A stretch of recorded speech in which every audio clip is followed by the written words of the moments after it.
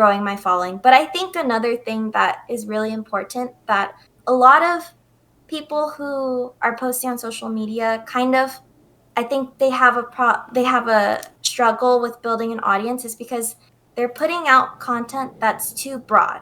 And I think a lot of people are like, I'm just going to post every day, which is good, but they're posting a lot of random stuff every day. You have to narrow down your niche and find what works for you and post about that. So for me, it was cute Pokemon content.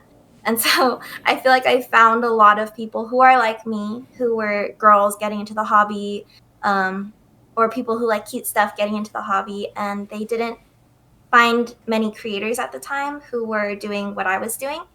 Now I'm so thankful there's a bigger community of cutie collectors on Instagram and TikTok. So I'm super happy about that. But yeah, I think the timing of when I joined and the content that I was putting out and the amount of content I was putting out was really helpful in building the following that I did in the past 3 months. Yeah, I think you brought up like a really good point of like when people are posting, one, it is good to post pretty consistently or often, but like you said, the main issue is not like niching down enough or not Mm-hmm. going into like a specific topic or category, or even like for example, like even Pokemon is so broad. It's so broad. Right. You can get the trading card, you can go into the video game, you can go into Pokemon Go. I think even like talking about like just Pokemon in general is like too broad. So like you Yeah. said, if I was like start become a Pokemon creator, like I have an interest in trading, like playing the actual card game, the trading card game, I would like niche down to the point where I'm like talking about like a specific deck during the like in Mm-hmm. the meta Right. right now, because I think right now is like Atlanta regionals for Pokemon with the new rotation and stuff like that. I would niche down to the point where I'm like talking about like super specific stuff that very few people even know about, because I feel like those people don't get served like the right content enough. And if you can just Yeah, start from something exactly. super small and then broaden it out to a point where it's Mm-hmm. like you can other people can kind of understand what you're talking about. Like for example, the biggest one. Do you know who Wolfie VGC is? Do you know who Wolfie is? I don't think so. Okay, so I'll just give you like a brief rundown. Like Wolfie, Okay. he plays the video game, and he got to the point where he's playing the video game and he's like describing it in like super detailed way to the point where no one understood, like the general audience. But the very like small community really knew what he was talking about and they loved him. And then he learned after like I think over 12 years, like he's won the world championship or something, for the VGC. He's gotten to the point where he's learned how to like kind of word things in a way where the general audience can understand Mm-hmm. and still serving that small niche. So I think once Yeah. you find a small audience in that small niche and like learn how to talk about it, and then once you have an understanding on like how to actually serve that little small audience and broaden out just a little bit, that I think Mm-hmm. people like skip that step of being very very niche and like broadening it out. Do Yeah. you know what I mean? Yeah, exactly. I think you brought up actually exactly why a lot of creators fail or, they quit what they're doing because they don't see any progress. But I think what you said is exactly why. Because they try to post, everything under the sun. Even if it's just Pokemon, it's just way too broad of a category. And they're honestly the content for Pokemon is really saturated right now. And so if you're just posting, the same thing as everyone else, it's really hard to build a following that way. Obviously, I also think, have fun with what you're doing and post what you want to post and put out there. But if your goal is to build a following, then my tip to you would just be start small, start with something very specific, a niche. And then once you kind of build a following and a group of people who consistently watch your videos, then the TikTok algorithm or the Instagram algorithm will also start pushing your content because they're like, oh, people like this. That's when you can start going into other things as well. So for me, for example, I started with showing off my collection, which is, cute cards. And then from there, I started doing, rip until I hit a cute card or rip until, I hit something that I want. Because that's still Pokemon related content. So I'm still reaching the same kind of audience, but a few more people each time. And so, exactly what you said is right. If you're starting, even just Pokemon is too broad. So you got to kind of narrow it down, and then from there you can start expanding little by little so that more people understand what you're talking about. Yep. Amen. Amen. Anyone's trying to like start content, like really niche down. That's basically what we're trying to say. Like if Yeah. I think we're trying to say, just if you think you're niche, you're not niche enough. You're not niche enough. Niche Yeah. down further, like please. Right. But anyways, talking about just content creation in general. So what you said 3.5 months since you Mhm. opened your TikTok account. Since in those 3.5 months, was there like a certain moment where you noticed like something really like picked up for your page? Honestly, I think I got really lucky and it happened to be my second video. So I actually posted two videos on the first day. And the first one was just a picture carousel of cards that I almost bought, but I didn't at my local card shop. And so that video actually got a few thousand views and a couple hundred likes. And, I was happy with it, but I think I got a little bit of a big head when I saw the numbers on that, and I was like, I gotta post again. So I did. And I posted my collection. And so I posted, 1 month into collecting. So that was completely true. A lot of people thought I was lying. So I'm here to tell you that was 100% true. I had only been collecting for a month at that time, and that was what I had. And I posted that, and I think it got a lot of traction because people thought I was lying. So they either commented like, "No way, you haven't been collecting for only a month. You've been collecting for way longer." So there were some haters. And then there were some people who were supportive and they were like, I'm so glad to see another cutie creator, content creator, collector, coming on the app and showing off their collection. So I got a lot of following from that, I think, which is what I was mentioning about like the niche. A lot of people were following me because I was another cutie card collector. And then there were also some people who just genuinely liked the aesthetic of the post. And, I had my pink binder with all my pink cards and then a bunch of like sunny angels and munchie cheese around the picture. I think I really made it so specific to who I am. And as a collector, like I collect everything, but my focus was the Pokemon because that's what I'm branching into now.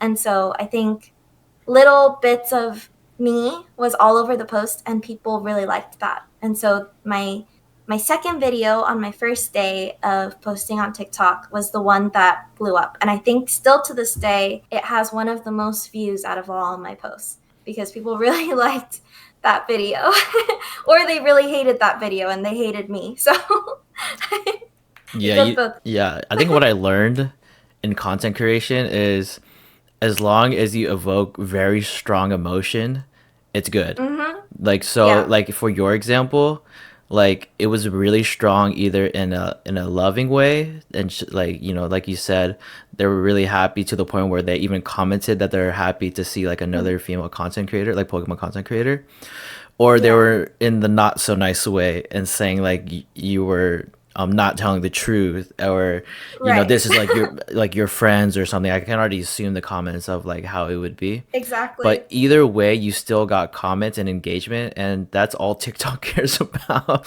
They won't read the comments. Like TikTok algorithm won't read the comment section and say like, yeah, this is like a bad post because there's so much no, they don't care. They don't care Yeah, they don't how care you at people all. comment, as long as the people are commenting it and liking and sharing it, or reposting it. Doesn't not matter how it happens, as long as there's like engagement. Right, exactly. They'll push your video as long as they see people are reacting. Have you thought about doing like another, almost like, I know you didn't mean to like rage bait, but have you thought about doing like another rage bait like type video yet, or? So funny that you said that because just this morning I started working on a rage bait post, which is not what I want to put out, but I felt like it's a statement that I need to make. And I have another video on my page where I was making an energy card into a card stand. Right. And I got so much hate on that video because a lot of people were saying, this hurts me, cards are valuable, like you could just play the game. And, as much as I wish I knew how to play the game, I don't right now. And especially when I first started collecting, I did not know how to play the game. And so for me, I had like 100 energy cards just sitting around. And I was like, I can just cut up this one card and make it into a stand and have it hold my cards. And I thought that that was super cool. So I shared the idea, and oh my gosh, people hated me for it. And I, I think it's really funny that you asked this question because I was thinking about how can I respond to that video. It's been like months now, but I feel like I still get comments all the time saying, "Just play the game. Like this hurts my soul. Like whatever, you know." And so I was gonna do one of those videos. I don't know if you've seen the trend where there's like one gummy bear and then they zoom out and there's like a million gummy bears and they're all singing to Adele. I have. No, I I have. forgot what song it is. Yeah. Hmm. I was going to do one card stand and zoom out and have a No. million card stands. No. No. a, But yes, yes, but no. But a that's so million funny. energy card stands because That's genius. I okay, You're a just genius. I don't mean any disrespect to Pokemon. I don't mean any disrespect cutting up cards, but I just feel like it needs to be on Hmm. my page. It would just be so funny. Was that the thing you were talking about? Like the thing you're thinking about today? Is that was that the one, or is that a Yeah, different one? that's what Okay, I was thinking that about is today. genius. I was like, dang, if you have a second idea, that I mean, No. you might just kill it. It's like if you just, Oh I my don't. god. How long does it take, by the way? I mean, I don't want to cut that up. To Just one to of cut it, them. it literally takes like 5 seconds. Okay, so you can It's so probably fast. knock it out, maybe like maybe like minutes tops, to like get all Yep. those cards out and like zoom out just enough to get the frame right. That's pretty Yeah. funny. I think it'd be the best 30 minutes like spent in your entire life. No, it's actually like I Yeah. if you follow me, you know, I don't put out rage baity content. Mm-mm. I'm not No. about that. I try to be as, kind and cordial as possible. But oh my gosh, the amount of people on that video that just they were sending me death threats, literal death threats about an energy card. And I was like, okay, this is ridiculous. And I just think it's funny. So That as a clapback, I think I might post a rage bait for that specific crowd of people who responded to that video negatively. are you actually like 100% committed on making that video? At first it was just a thought, but now I think I have to, now that it's on this podcast and I said it, I think I have to do it. Hmm. Yeah, give I me don't know it. which one will come out first, but you'll see it. Oh man, I have so many things to go into like rage bait content. Like it's so like it's so easy. It really is. You I just do know. something. Like so the first thing I used to, well, not me, but I knew that people did, was like mistype something that's very common. So instead of saying the right there, they would say there, and then it'd be so Mm-hmm. easy for people to like try to correct them in the comments, and then that's like free engagement. And then another one Exactly. was like there's like this guy that used to test two separate things, and he would like he would say it's like a scientific test, but he would like mess the test up so bad that people just have to comment saying you did this wrong, like that was so bad, like how can you call this a test, like I've seen like tens of thousands of comments in each video, and each video would go like 4 million views and just go absolutely viral. So like, to be honest, this is okay, this might be like a bad well, it's not, I wouldn't say it's bad advice, but like I don't know if you want people want to go into this type of stuff, but if you want to blow up faster than you are right now, just make rage baiting Rage content. bait. Yeah, seriously. Yeah. Yeah, honestly, if you're okay with putting out that kind of content, Hmm. then that will get you views 100%. Every time, without Yep. fail.